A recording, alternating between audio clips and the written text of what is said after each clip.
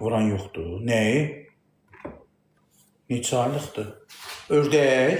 Hardasa ördək 5, 6, 7, 8 aylıq olar, bəlkə də 1 illikdir, nə bilim. Dişi ördəkdir, yumurtayan ördəkdir, kəsdim. Ürəyə zəif olanlar baxmasın. Niyə baxmasınlar ki? Nə varım ki? Ördəyə salıb qazana çıxır, salıb vedirən çıxın, çıxardışım da ona. Qıyaz. Ürəyə zəif olanlar baxmasın. Güya kriminalka iş görürəm, ürəyə zəif olanlar baxmasın.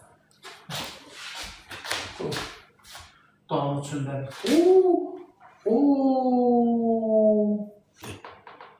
Malades babuş. Çox sağ olun mənim birdən izləyicilərim.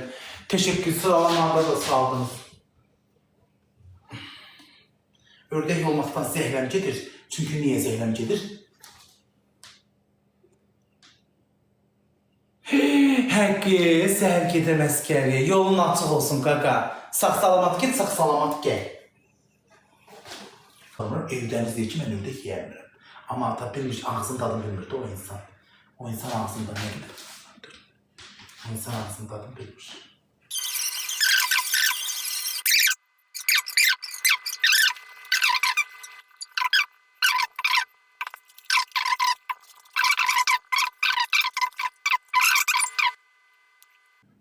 Mən xoşlayıram uşaqlar. Ördək əti dadlı olur, həm də şəkərin dərmanıdır.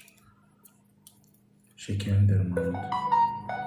İşimin adı nədir? Aşım. O qədər bastırmışım, o qədər ördəyim çıxıb. Hind oldu ördək balalarıyla. Hind oldu ördək balalarıyla. Özüm bilirsiniz ki, kasıb malıdır bu. Artan olur. Xəstələnmir, qıx düşmür, qurdu olmur. Suyu qoy qabağına bir dənə. Vedrə ilə də 2 dənə vedrəni qoyun qabağına. Deyin hə. Girsin sizə çimsin, su içsin, yemək yesin. Su içsin, yemək yesin. Bunların ancaq burada suyla nəfəs alırlar. 2 dənə yekə 9-10 manatlıq vanna almışam. Qəşəng indi gedirəm, yer düzəldim. Yeri qazdıracam, vannan da qoyacam, girsinlər, çimsinlər. Çolpalarım da yekəli, bir aydan sonra kəsməlidir. Yoxdur da bir ləyəxli, bir mərfətli, bir qanacaqlı kənd qızı. Bax, gəlsin, əlinə bir et ona. Bax, bu onların işidir, bu xanımın işidir.